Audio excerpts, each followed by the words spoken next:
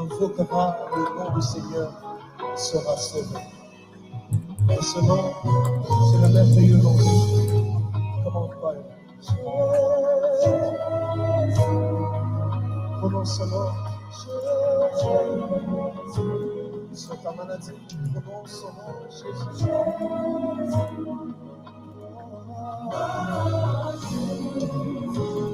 Oui, déclare ce soir qu'il règne au-dessus de tout. Les montagnes tremblent lorsque tu prononces ce nom. Oh Jésus.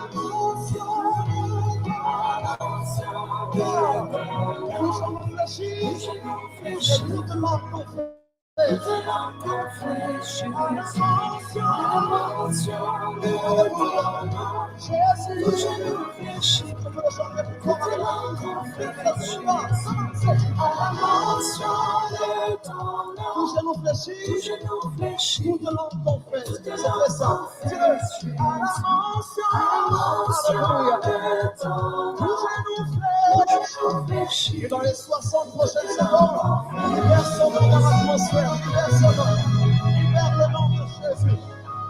Jésus. Atmosphère, il s'agit de Jésus, au-dessus de tous les noms.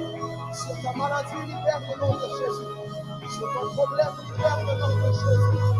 Libère son nom. Commencez. Jésus.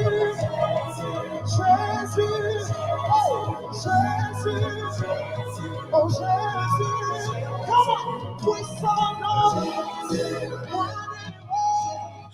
Shalom à tous. Que le Seigneur vous bénisse. Nous vous accueillons dans le nom de Jésus.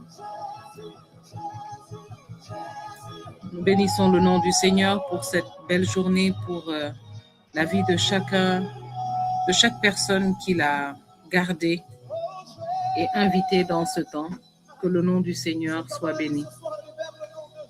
Je rends grâce à Dieu pour la vie de chaque personne connectée ce soir, parce que lorsque nous nous connectons ensemble, Dieu a un plan individuel, mais aussi un plan collectif. Alors ce soir, je voudrais bénir le Seigneur pour la vie de toutes les personnes qui nous accompagnent dans la prière chaque jeudi. C'est vraiment un temps que chacun peut prendre seul de son côté. Mais je pense que la bénédiction, la révélation, la grâce, c'est de pouvoir passer ce temps ensemble. Et de période en période, il y a des personnes qui peut-être restent à partir d'une saison et commencent à se connecter plus souvent que d'autres. Mais dans tous les cas, nous disons au Seigneur merci. Et ce soir, je veux célébrer la vie de mon frère, de ma sœur, connectés ce soir pour ce temps de prière. Que le Seigneur vous bénisse puissamment. Et que le Seigneur, en fait, qui vous invite dans ce temps de prière, vous révèle comment est-ce qu'il vous utilise, là où il vous place, là où il vous envoie. Je veux dire à quelqu'un ce soir que tu participes à Trône de Grâce tous les jeudis. Pour certains, c'est devenu carrément un rituel. On ne cherche même plus le lien. On a voulu changer, on a voulu prendre d'autres abonnements comme Zoom, mais on s'est dit les gens sont tellement habitués à ce lien. Mais il y a quelques jours, le Seigneur a éveillé mon esprit sur quelque chose. Et je voudrais te dire que là où tu es en ce moment, bénis le Seigneur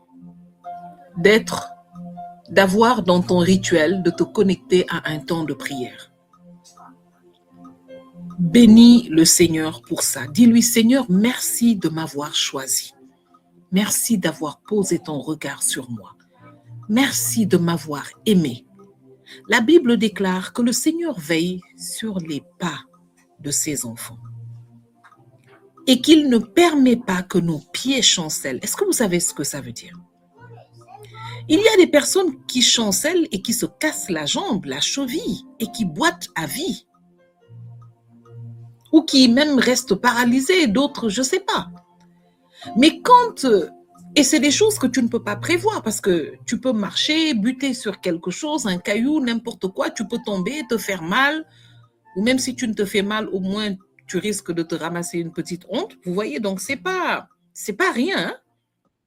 Et la Bible dit que le Seigneur veille sur nos pas afin que nous ne trébuchions pas.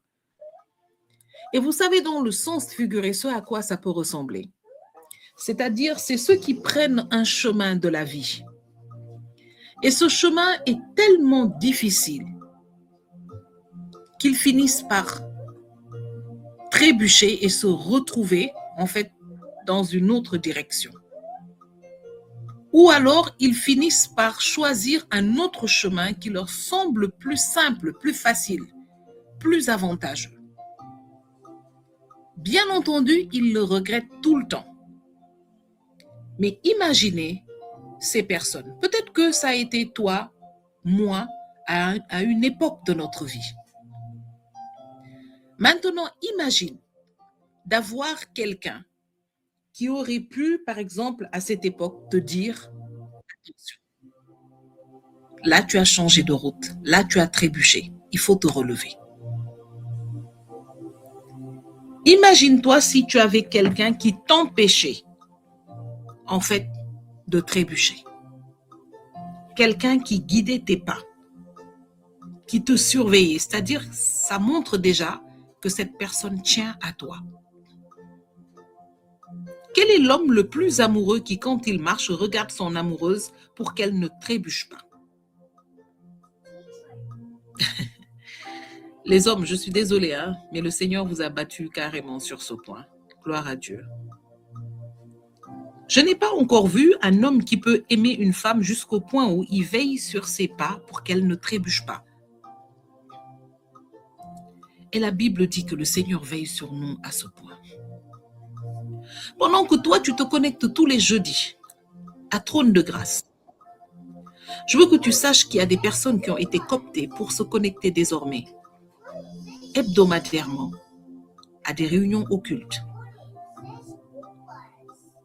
à des réunions qui ont pour but de les dévier du chemin du Seigneur. D'autres se connectent à des réunions de tontine. D'autres préfèrent se connecter à du network pour travailler, chercher des marchés, des clients. Mais toi, tu as fait le commitment de te connecter à la prière chaque semaine. On prie pour nous, on prie pour d'autres personnes. Ce soir, j'aimerais t'inviter à élever une action de grâce pour dire au Seigneur, merci de veiller sur mes pas. Merci de veiller sur mes pas. Je vais être honnête avec vous. J'ai vu, j'ai entendu, j'ai écouté une personne prendre une décision pas bonne du tout. C'est véritablement un piège de l'ennemi. Mais j'ai parlé jusque dans la mesure de ce qui m'était autorisé.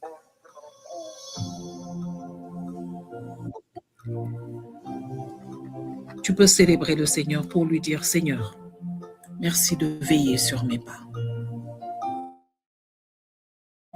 Merci de me connecter à de bonnes ressources.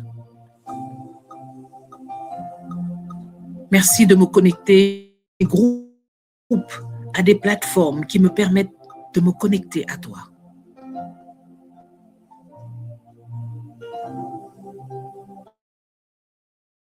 Mes amis, chaque jour, quand nous marchons, et si certains le confirment, mettez un cœur ou un pouce, mais chaque jour, et nous pouvons voir combien il y a des gens autour de nous qui ont besoin d'avoir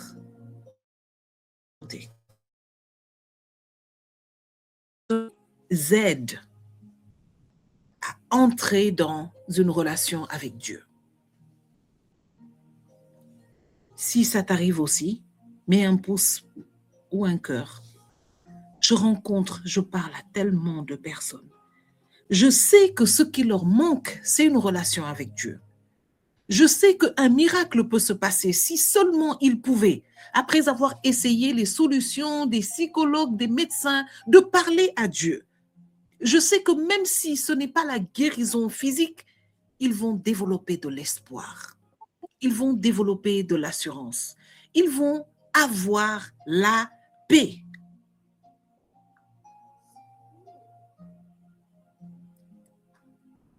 Et tu vois ces personnes et tu sais que une seule personne, dans un entretien peut-être de 30 minutes,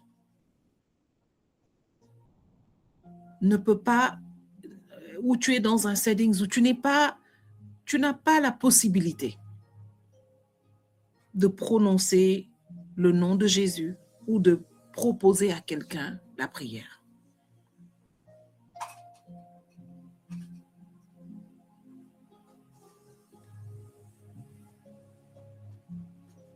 Je ne sais pas s'il nous arrive de remercier Dieu pour la grâce de la foi.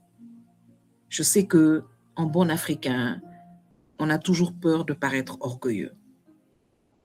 Et il y a peut-être des sujets de prière qui ne nous viennent jamais.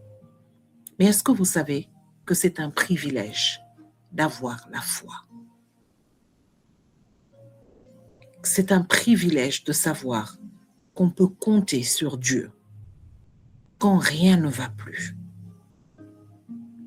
C'est un privilège de savoir qu'on peut demander la prière de nos frères, de nos sœurs. Ça ne coûte pas une assurance santé, ça ne coûte pas un abonnement, d'accord? C'est un privilège de savoir que je peux me connecter et demander à un groupe de personnes, prier pour telle et telle intentions et que les gens le fassent. C'est un privilège de se dire, même si je ne comprends pas, même si je ne vois pas, je crois que mon Dieu, mon Seigneur Jésus-Christ de Nazareth est capable de faire ceci, cela. Vous savez combien l'espoir fait la différence dans une vie? C'est quelque chose que je suis désolée de le résumer comme ça. Nos merveilleuses vies d'Africains, en Afrique surtout, ont tendance à ne pas mentionner. Mais l'espoir, l'espérance que la foi nous donne, elle fait une grande différence dans une vie. Et en parlant de ça, je vais vous demander tous de porter en prière la famille d'un jeune homme de 17 ans qui s'est suicidé par arme à feu.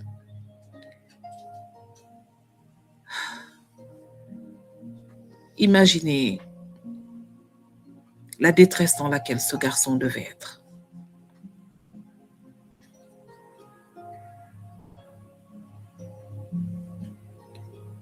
Et quand j'entends des choses comme ça, ma seule prière, c'est Seigneur, si cette famille n'est pas chrétienne, s'il te plaît, mets un Daniel à côté d'eux, mets un Néhémie à côté d'eux, mets un Joseph à côté d'eux pour leur apporter la puissance, le réconfort, la clarté de ta parole. Parce que je veux vous dire quelque chose. Vous savez, quand on marche avec le Seigneur et qu'on cherche à bâtir une relation avec lui, ce n'est pas tout ce qu'on voit et qu'on fait. Non. La Bible dit que nous sommes sauvés au moyen de la foi et rien d'autre. Le simple fait que tu donnes ta vie à Jésus et que désormais Jésus est ton espérance, Jésus est la force en laquelle tu crois, il est le bouclier que tu imagines en face du danger, il est l'espérance qui vit en toi.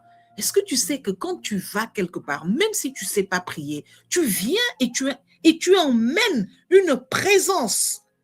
Tu viens et tu emmènes l'espérance vivante de Christ en toi, même si tu es vilain, même si tu ne sais pas parler, ou même si, voilà, tu n'as pas l'occasion de parler, mais tu emmènes cette espérance avec toi.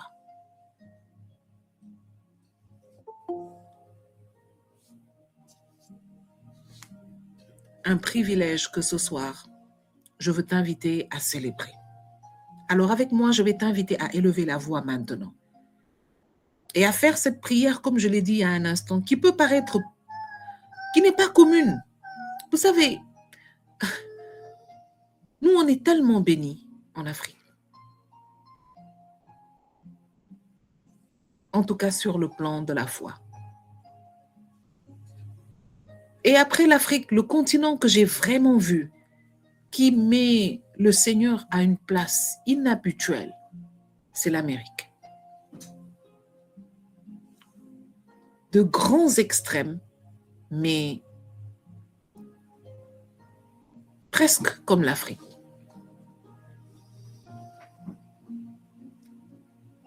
C'est un énorme privilège. À la différence que, ici, je vois beaucoup de gens célébrer le don, la grâce de la foi. Ils le prônent comme un don, un privilège qui leur est donné. Mais j'ai grandi en me disant que la foi était normale. Non. C'est vraiment quelque chose, je ne sais pas comment, si je vais trouver le bon agencement des mots pour dire, c'est une grâce entretenue par la relation que nous développons avec Dieu. Une grâce que lorsque nous l'entretenons, elle entretient notre espérance. Elle développe notre autorité et notre capacité à emmener le surnaturel de Dieu dans ce que nous faisons, là où nous sommes. Et puis tu te rends compte que vraiment ce n'est pas moi. Ce n'est ni par ma force, ni par mon intelligence. Mais c'est par l'Esprit de Dieu qui vit en moi. Parce qu'il voit ton amour. Il voit comment dans toutes les difficultés de ta vie intérieure, de ton caractère, tu sais que j'ai telle chose à faire grandir, j'ai tel domaine de ma vie que je dois encore fixer, mais je cherche le Seigneur. Je crois et j'espère que lui est ma force. Je lui demande de changer telle chose de ma vie. Je lui demande de me rendre capable de faire ceci, de cela. Je veux que ma vie ressemble à son plan initial pour moi. Vous savez, ça, c'est une relation. Parce qu'il y a communication. Il y a dépendance. Il y a, dans une relation normale, on dirait de l'expectation. Mais je dirais ici, il y a de l'espérance. Et la Bible nous dit que l'espérance ne déçoit pas. Seigneur, ce soir, je veux te dire merci. Merci pour la grâce et pour l'habilité que tu nous donnes de l'entretenir. Seigneur, tu es généreux, tu es bon, tu es patient. Parce que si tu ne l'étais pas, en vérité, la pureté de ce don, la grandeur de ce don, personne n'aurait la capacité d'égaler ou de pouvoir faire quelque chose qui puisse faire qu'on mérite. ou même qu'on puisse entretenir. Oh Seigneur, si tu étais un homme, combien d'entre nous aurais-tu déjà abandonné à cause de notre infidélité, à cause de notre inconstance, à cause de notre confusion. Mais tu nous dis dans ta parole que ce que tu considères, c'est le cœur qui te cherche. Merci Seigneur de marcher avec nous. Merci pour ta présence qui entretient et qui fait grandir cette foi.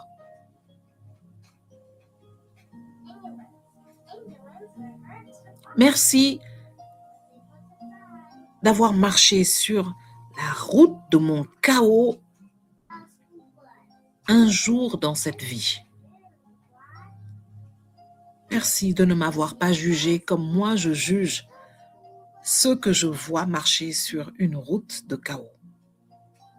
Merci de ne m'avoir pas regardé à mes iniquités, à mes inconstances, à mon infidélité, à mon cœur restreint à ma personne.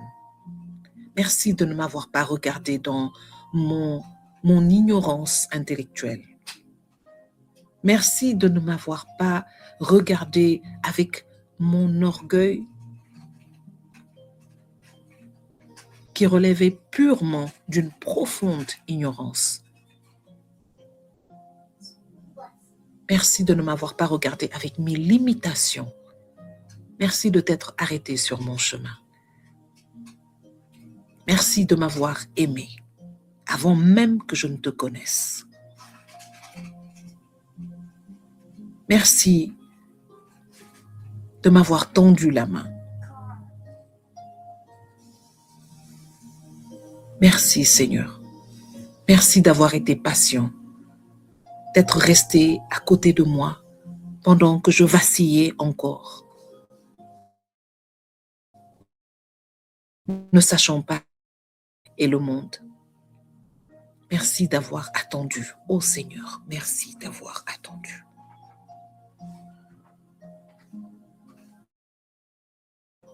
Merci de m'avoir prouvé dans les moments difficiles où le monde veut nous faire croire que tu as eu tort de donner ta vie à Dieu, tu as eu tort de n'attendre que lui. D'avoir prouvé que ton amour durera toujours. Merci de m'avoir prouvé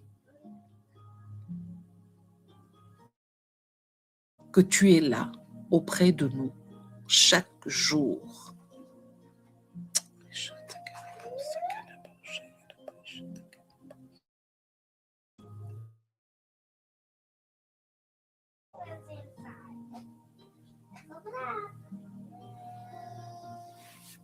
Ce soir, je veux encore t'inviter à te tenir dans ce temps de prière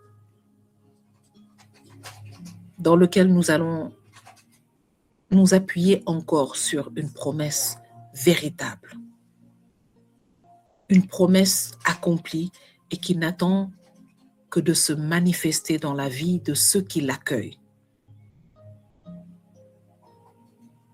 Seigneur, je te prie de remplir ta servante ce soir de toi. Que tout en elle se taise et que tu prennes toute la place. Que nous t'entendions au travers d'elle. Que ta promesse retentisse, vivante, forte, dans le cœur et dans l'esprit de chacun d'entre nous. Qu'elle résonne non seulement dans nos cœurs, mais qu'elle résonne aussi dans tout lieu où nous nous trouvons au travers de nous, afin qu'elle impacte non seulement les personnes autour de nous, mais même les lieux. Que ta promesse impacte ces lieux, ces maisons, ces lieux où nous nous trouvons.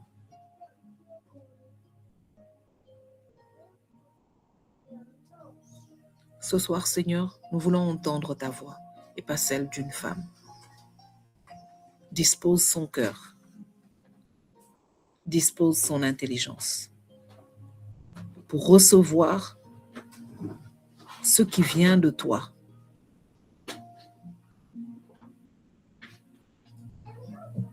Nous te disons, Seigneur, merci. Merci pour sa vie, merci pour sa disponibilité, merci d'avoir entendu et répondu à ses prières, à sa requête, et merci pour le privilège de l'utiliser pour ta gloire ce soir, au nom de Jésus. Amen. Margot, si tu es prête, tu peux commencer. Esprit de Dieu, règne, règne dans nos vies, esprit, règne, règne, règne. Esprit de Dieu, règne, règne dans nos vies, esprit, règne, règne. L'Esprit de Dieu, te demandons de venir régner dans nos vies, de venir régner en ce soir sur cette plateforme. Je te demande, Saint-Esprit, d'utiliser ma bouche, d'utiliser ma voix pour faire passer ton message. Que ce ne soit pas moi qui parle, mais que ce soit toi qui parles, Seigneur. Que le message que tu veux transmettre à tes enfants passe. Et que le cœur de tes enfants, Seigneur, soit comme cette bonne terre qui accueille ta parole avec joie et qui porte de fruits. Au nom de Jésus-Christ de Nazareth. Aujourd'hui, comme l'a dit Bergère, le partage va porter sur la promesse de Dieu de réconforter tous ceux qui ont le cœur brisé. Et nous allons nous baser sur la parole dans le psaume 34, verset 18. Dans ma version, moi, c'est le verset 19. Et le verset 38 dit « Quand les justes crient, l'Éternel entend et il les délivre de toute leur détresse. » Le 19, « L'Éternel est près de ceux qui ont le cœur brisé et il sauve ceux qui ont l'esprit dans l'abattement. » Selon la Bible, un cœur brisé représente une profonde douleur émotionnelle, spirituelle ou la détresse causée par le péché, la perte ou le désespoir. Et elle décrit le cœur brisé comme un état d'humilité totale et de repentir sincère où la personne reconnaît son besoin de Dieu. Et en ce moment, nous sommes dans un monde qui est obscurci par la douleur, par le chagrin. Et la vie a cette façon de nous réserver des épreuves inattendues qui nous abattent et qui nous font perdre espoir, nous laissant anéantis et seuls. Qu'il s'agisse de la perte d'un être cher, de la douleur du rejet ou du poids de nos propres erreurs. La souffrance, elle peut être très accablante. Et dans ces moments-là, il est très facile de se sentir abandonné, livré à soi-même face aux tempêtes de la vie. Mais ces deux versets viennent nous offrir réconfort et espoir. Et leur beauté réside dans la certitude qu'ils nous offrent que nous ne sommes jamais vraiment seuls, nous rappelant que Dieu est proche de tous ceux qui souffrent.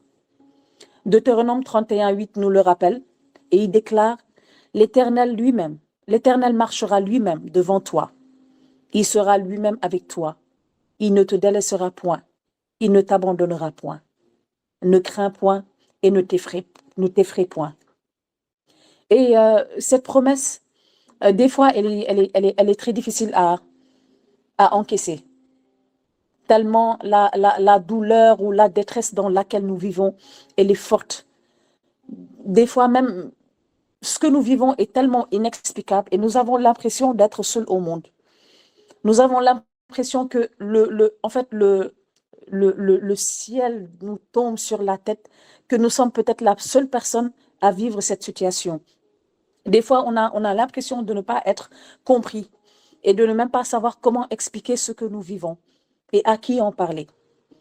Des fois même, nous nous disons que le Seigneur n'est pas là. Il nous voit souffrir, il nous voit dans notre détresse et il n'agit pas.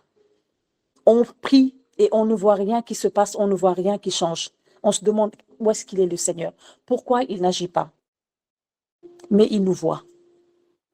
Il entend nos cris Et cette promesse-là, elle est vraie.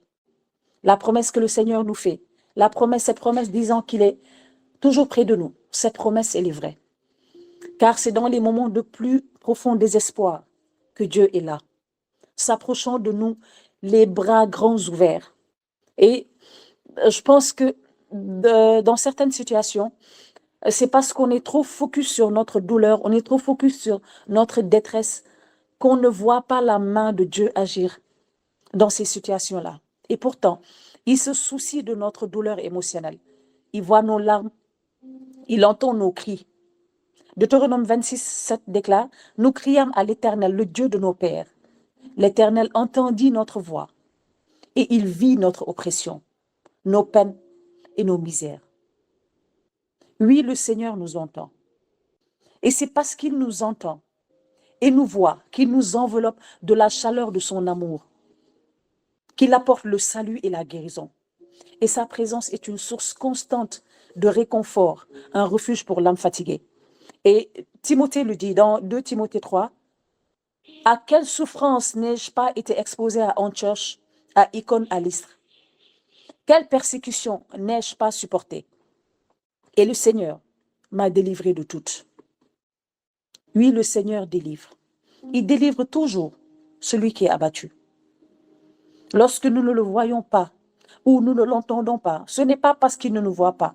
Ce n'est pas parce qu'il ne voit pas notre détresse. Au contraire, il nous voit, il nous entend très bien. Il sait ce que nous vivons. Il est là avec nous. Et il nous donne de tenir. Si nous avons la force de continuer à crier à lui, si nous avons la force de continuer à nous accrocher, c'est parce que lui, il est avec nous. Si nous avons la force de pouvoir parler, c'est parce que lui, il est avec nous. C'est parce que c'est lui qui nous fortifie. C'est parce que c'est lui qui nous soutient. C'est lui qui est le pilier de notre vie. Et c'est parce qu'il veut nous amener dans une autre dimension. Dans le monde, on dit que à quelque chose, malheur est bon. Et rien ne nous arrive par hasard. Il permet toutes choses pour que nous soyons transformés, pour que nous puissions aller à un autre niveau, pour fortifier notre foi, développer la patience et le caractère chrétien. Et les situations que nous vivons servent à révéler la profondeur de l'amour et de la fidélité envers Dieu, tout en permettant de mieux le connaître comme un soutien, de nous accrocher à lui et de lui faire confiance. Personnellement, c'est dans une situation de détresse que j'ai vraiment compris ce que c'était de faire confiance à Dieu, de s'accrocher à sa parole, de se rappeler de la parole qu'il nous a donnée, de se rappeler de la promesse. Et que lui, il honore toujours sa parole, il honore toujours cette promesse. Parce que la promesse, nous ne l'avons pas inventée, c'est lui qui nous a fait cette promesse-là. Et comme on dit, une promesse est une dette. Lui, tout ce qu'il dit, il le fait. Donc, que le Seigneur nous donne la grâce vraiment de lui faire confiance, de nous rappeler de cette parole où il nous dit qu'il est toujours avec nous, qu'il est toujours auprès de ceux qui ont l'esprit abattu. Et au-delà de ce caractère réconfortant de ces versets-là, il nous évoque aussi le pouvoir transformateur de la grâce divine. Lorsque nous nous approchons de lui avec un cœur contrit, sincèrement désolé de nos manquements, il ne nous rejette pas en nous jugeant. Dans le psaume 51, 19,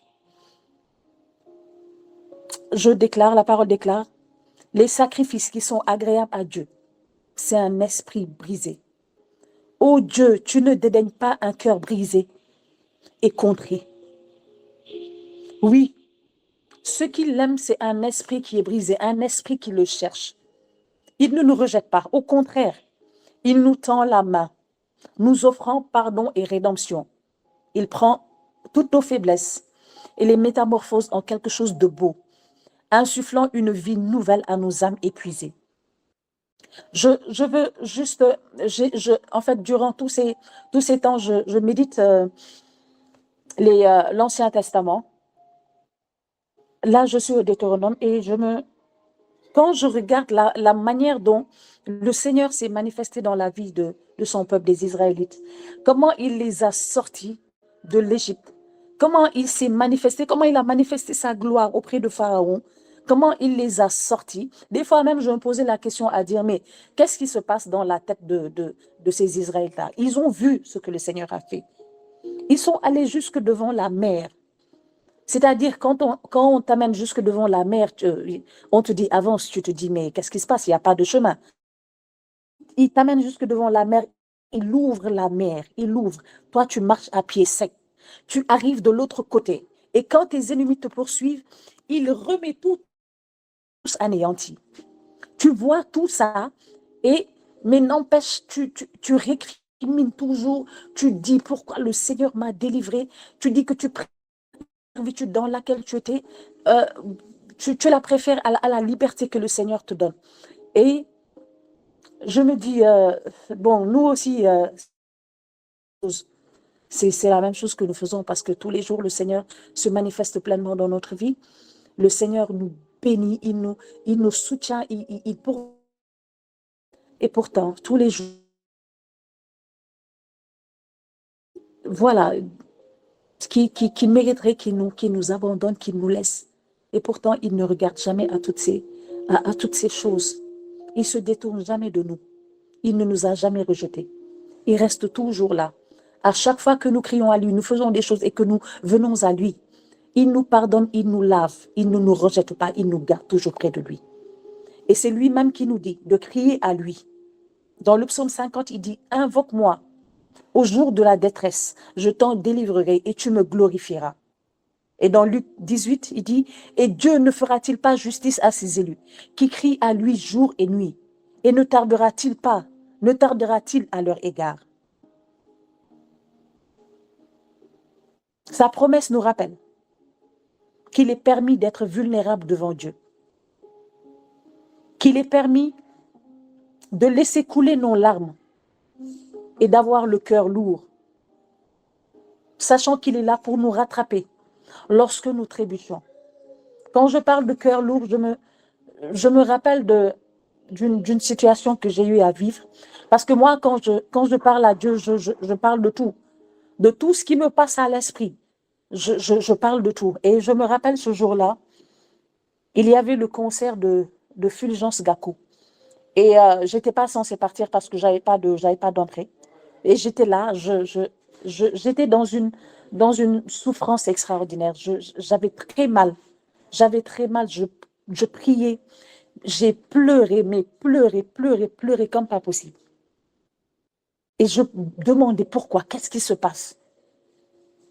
Et juste après avoir fini, il y a une servante de Clé David qui avait des tickets qui n'est pas partie, qui ne partait pas et qui a envoyé un message disant s'il y a quelqu'un qui veut partir. J'ai pris les tickets. Je me suis lavé le visage, j'ai porté mes habits et je suis allée au concert. Mais la manière dont j'ai vécu ce temps d'adoration-là, si on avait dit que c'était la même personne qui pleurait tout à l'heure, qui criait à Dieu tout à l'heure, tu aurais dit que non. C'était totalement différent. C'était comme deux personnes qui étaient différentes. Et moi-même, j'étais même surprise de me voir louer le Seigneur à ce moment-là, crier à lui, prier, l'adorer, le célébrer, pleurer de joie là-bas. Que le Seigneur nous donne la grâce de toujours crier à lui et de lui faire confiance. Crier et après le laisser gérer, faire sa part. Nous, on fait notre part. On s'occupe que de ce qu'on peut gérer. Et on le laisse lui faire sa part. C'est dans nos faiblesses que nous découvrons la véritable profondeur de l'amour de Dieu et la puissance de sa guérison. C'est dans les difficultés que nous découvrons que l'amour de Dieu pour nous est au-delà de tout ce que nous pouvons voir et imaginer. Quand j'ai vu ce verset, je me suis dit que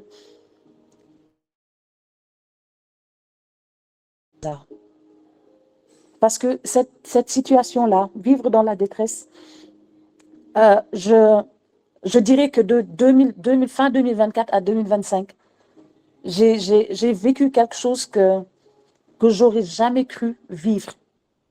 J'entendais parler de santé mentale, je ne savais pas ce que c'était.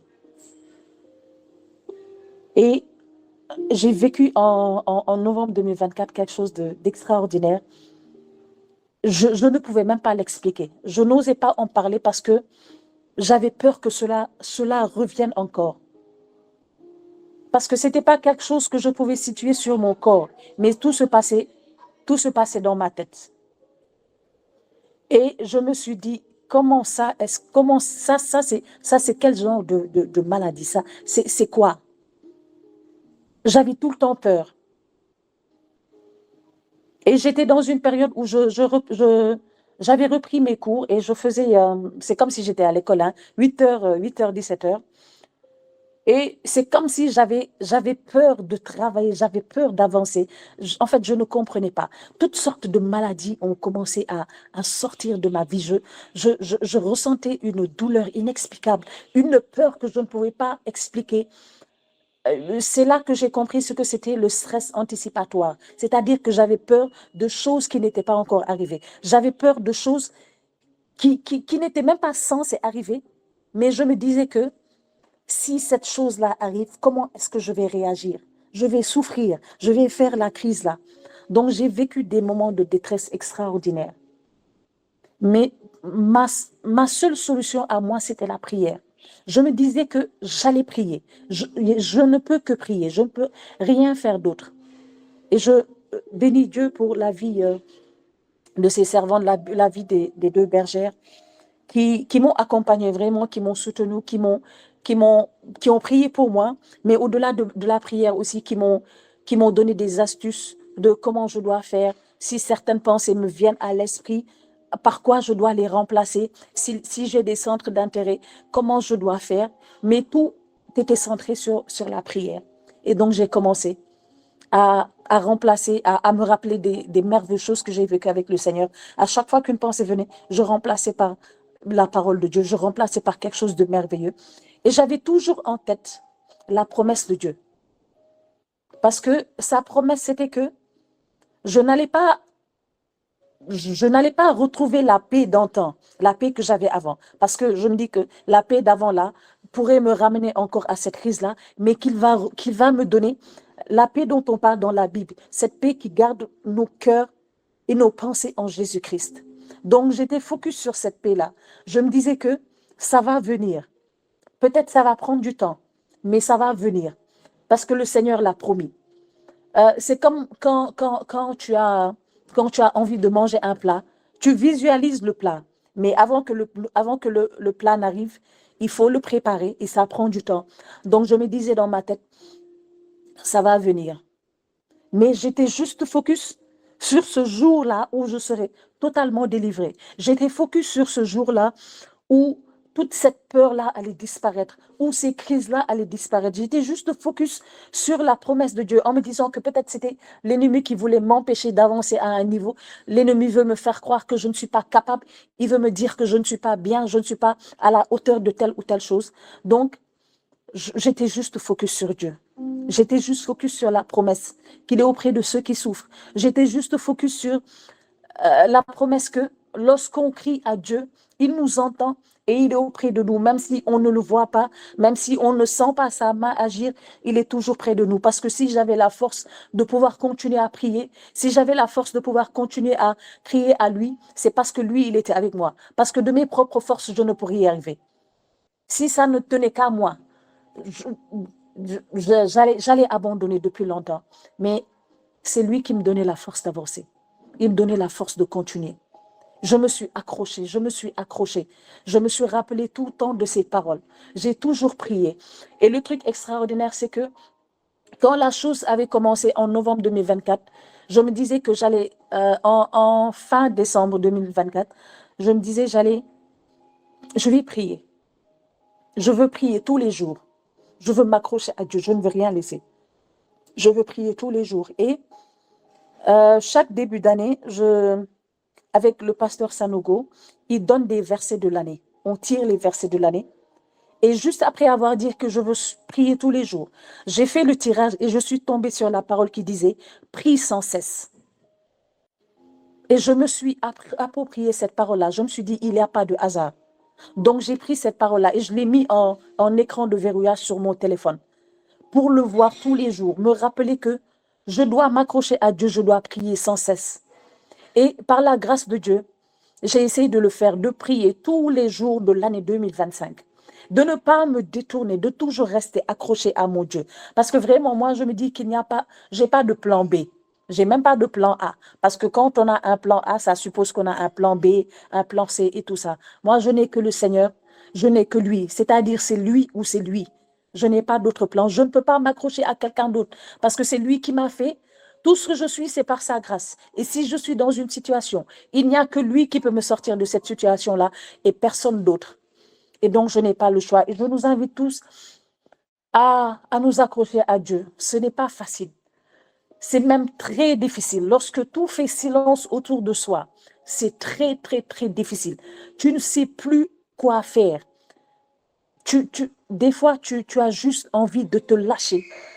Mais quand tu te rappelles que le Seigneur est là, tu as envie de continuer. Que le Seigneur nous donne la grâce de vraiment nous accrocher à lui, de nous rappeler de sa promesse, de nous rappeler de toutes les paroles qu'il nous a données, de nous rappeler de toutes les situations dans lesquelles il nous a sortis.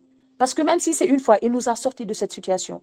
Et qu'on se dise que, puisqu'il l'a fait une fois, il va nous ressortir encore de cette situation. Peu importe la longueur de la nuit, le jour finit toujours par se lever. Même si la nuit dure des heures et des heures, le jour finit toujours par se lever. Que le Seigneur nous donne la grâce de continuer à lui faire confiance et de rester focus sur sa parole, de rester focus sur la vérité. Parce que tout ce qui se passe autour de nous, ce n'est que la réalité. C'est ce que le monde veut nous faire voir. Mais la vérité ne vient que de notre Seigneur, qui nous donne la grâce d'être focus sur la vérité et rien que sur la vérité. Et que son nom continue d'être béni. Qu'il nous donne d'être fidèles à sa parole, d'être fidèles à lui et de l'aimer plus que tout, de l'aimer au-delà de tout et de le célébrer en tout temps. Au nom de Jésus-Christ de Nazareth, que le nom du Seigneur soit béni, lui qui vit et règne pour les siècles des siècles. Amen.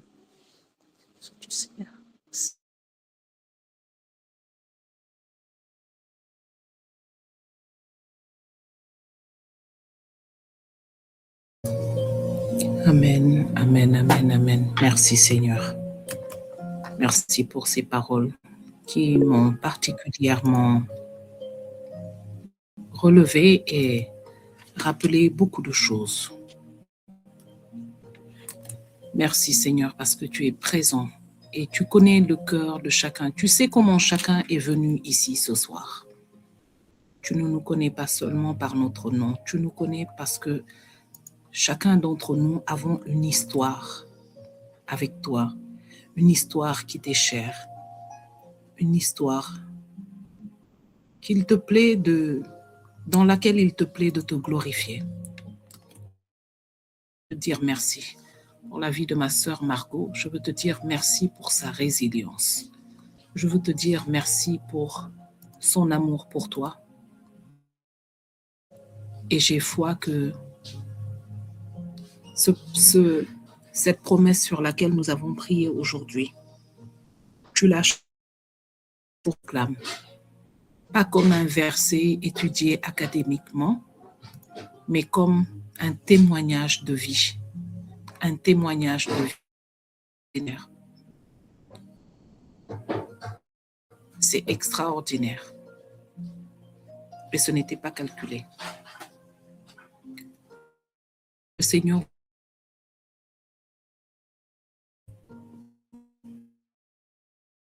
porteur de la gloire de sa parole, d'être des témoignages vivants de sa promesse, afin que ce soit toujours un témoignage de vie que vous apportez. Je rends grâce à Dieu pour sa fidélité, parce que la fidélité consiste en fait à rester avec le même amour, la même constance, le même élan envers des personnes qui peut-être t'oublient ou ne marchent pas. Tout à l'heure, Margot parlait et disait que les Israélites, ils oublient. La vérité est que la souffrance, la peur, c'est le terrain de travail de l'ennemi. Quand on est enfermé dedans, on ne sait pas ce que l'ennemi peut faire de nous. Regardez Job. Mais si Dieu n'était pas fidèle, si Dieu n'était pas un Dieu qui comprend et qui aime l'homme, mais il va nous abandonner en tout. Parce qu'il nous connaît à l'avance. Ce soir, Seigneur, je te prie de bénir encore ta servante, son ministère, son témoignage. Je te prie de garder son témoignage, de l'affermir au nom de Jésus-Christ. Et je te prie de bénir son ministère, Seigneur, et que tu lui donnes de le manifester. Partout où elle ira, mets une parole dans sa bouche pour relever, pour fortifier, pour attester de ta puissance sur les œuvres des ténèbres au nom de Jésus. Je vais t'inviter dans les 8 minutes qui nous restent à prier avec moi. Et nous allons prier pour demander à Dieu de relever les esprits abattus. À l'instant même où je te parle, il y a dans le monde, il y a dans nos quartiers, peut-être même dans nos familles, des personnes qui traversent des challenges mentaux tellement forts. Certains ont décidé dans certains pays de mettre fin à leur vie. D'autres peut-être souffrent au point de développer des maladies. D'autres de développer des caractères complètement asociaux. Ce soir, je veux te demander d'être l'intercesseur pour briser les verrous de fer, les portes d'airain. Ce soir, je t'invite à être l'intercesseur pour faire trembler les fondations des prisons. Élevons la voix ce soir et demandons à Dieu d'envoyer la puissance de son esprit par le nom de Jésus-Christ pour libérer les captifs dans leurs propres pensées, les captifs dans leur cœur, tous ceux qui sont dans des prisons invisibles et que l'ennemi utilise pour détruire leur foi en Dieu. Prions ce soir. Seigneur, je te prie de répandre et de relâcher ta guérison intérieure. Que ta puissance, Seigneur, vienne maintenant faire éclater les verrous qui enferment des frères, des sœurs dans une détresse inexplicable, un mal-être inexplicable. Tous ceux qui pleurent, Seigneur, sur leurs oreillers seuls, pour quelque raison que ce soit, ce soir, manifeste, Seigneur, la puissance de ta promesse dans cette parole. Aujourd'hui, manifeste-toi dans la vie de toutes ces personnes comme le Dieu qui est près de ceux qui ont le cœur brisé. Manifeste-toi, ô Éternel Dieu, au nom de Jésus-Christ, comme celui qui relève l'esprit abattu. À l'aube de cette saison, Seigneur, permets à ton printemps de se lever dans la vie de tous tes enfants désespérés, de tous tes enfants qui ont le cœur brisé, qui ont l'esprit abattu. Que se lève maintenant une saison de printemps dans leur vie, au nom de Jésus-Christ. Que la vie reprenne. Que la joie, Seigneur, revienne, soit raffermie et rétablie au nom de Jésus-Christ. Je te le demande au nom de Jésus-Christ. Seigneur, ce soir, je veux te confier tous ceux qui sont seuls, pas seulement dans un endroit physique, mais tous ceux qui sont seuls dans leur cœur.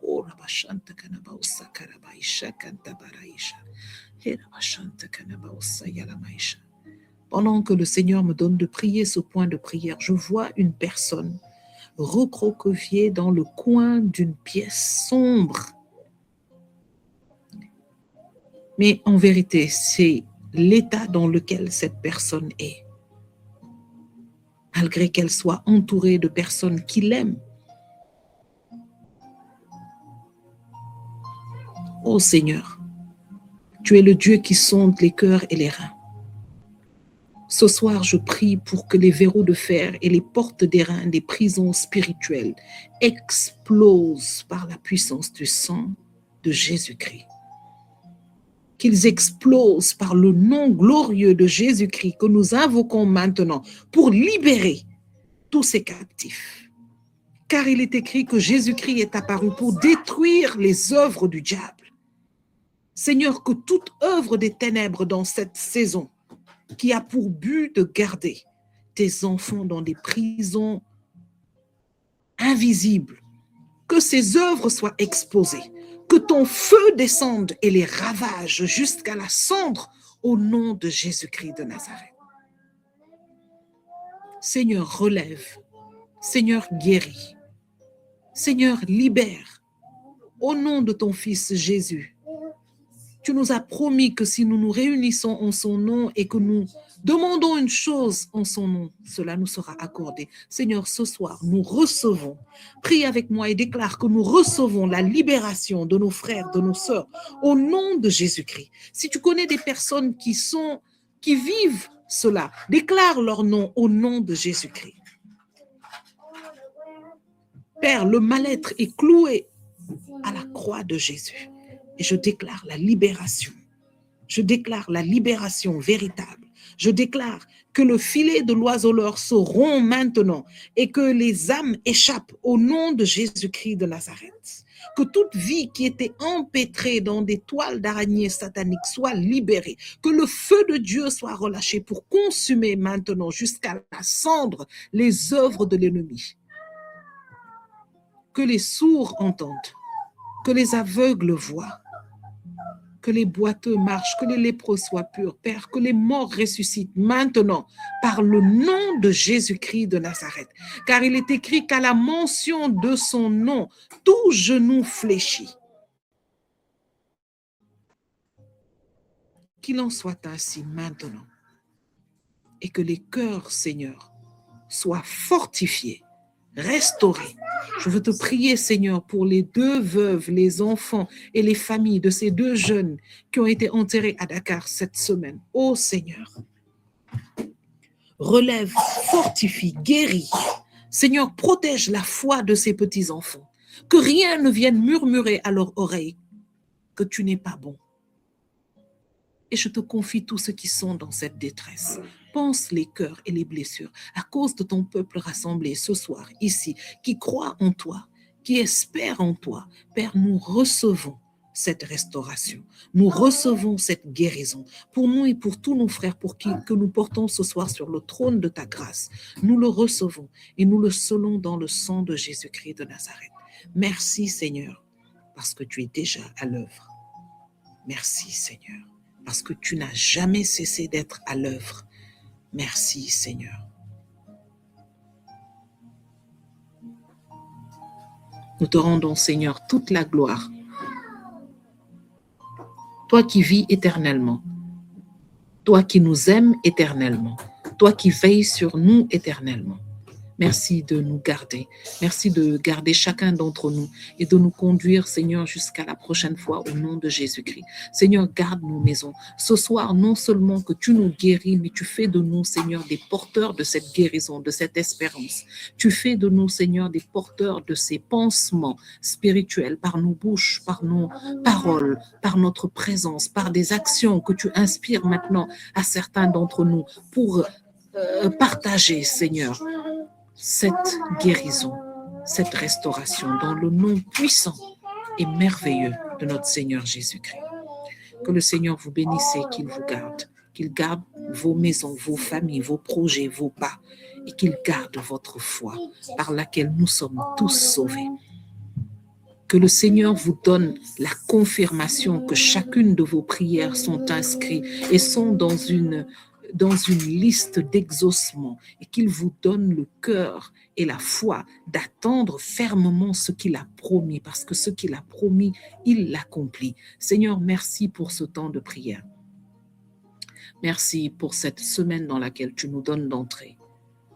Merci pour cette nouvelle saison. Que ton nom soit béni, qu'il soit glorifié dans la vie de chacun d'entre nous, dans nos maisons et dans la vie de nos enfants. Seigneur, que cette semence soit une semence dans la vie de nos enfants. Seigneur, souviens-toi des prochaines générations. Seigneur, n'oublie jamais notre offrande. Toi qui n'oublies jamais, toi le Saint, le fidèle d'Israël. Seigneur, tu vois comment ce monde est. Seigneur, je t'en supplie, commence maintenant à activer la croissance de cette semence dans la vie de nos enfants. Qu'ils viennent nous rejoindre, Seigneur, dans ces temps de prière.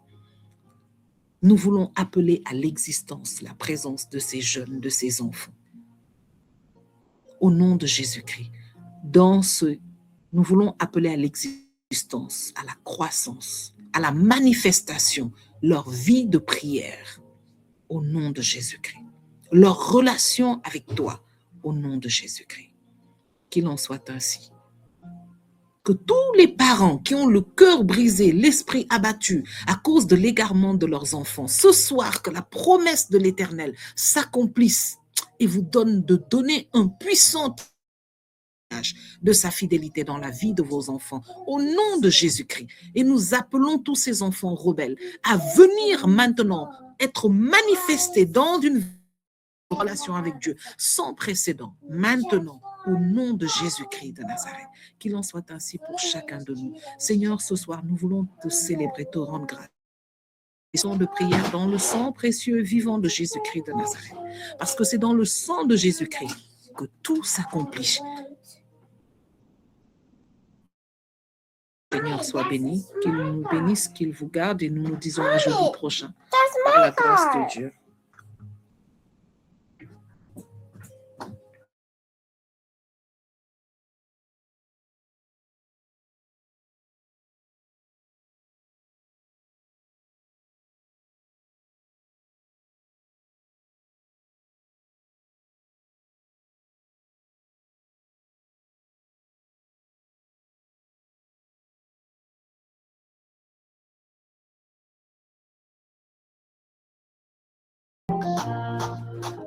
Mille à mon côté, 10 000 à ma droite, je déclare, je ne serai pas atteint. Caché par le sang de Jésus, l'instant que m'atteint. Il a fait de moi une colonne des feux, oui qui peut m'éteindre. Aucune flèche ne peut m'atteindre. Il a élargi mes limites, mes combats, il a tout vaincu. À la croix, il a tout accompli. Oui, m'a mis au large, au large, au large. Jésus m'a pris en charge, en charge, en charge. Dans mes combats, il s'engage, engage, engage. Mes ennemis s'en chargent, en charge, en charge. Nous sommes victorieux, victorieux. Oui, nous sommes victorieux, victorieux. En Jésus, nous sommes victorieux. Victorieux, grâce à Jésus, nous sommes victorieux.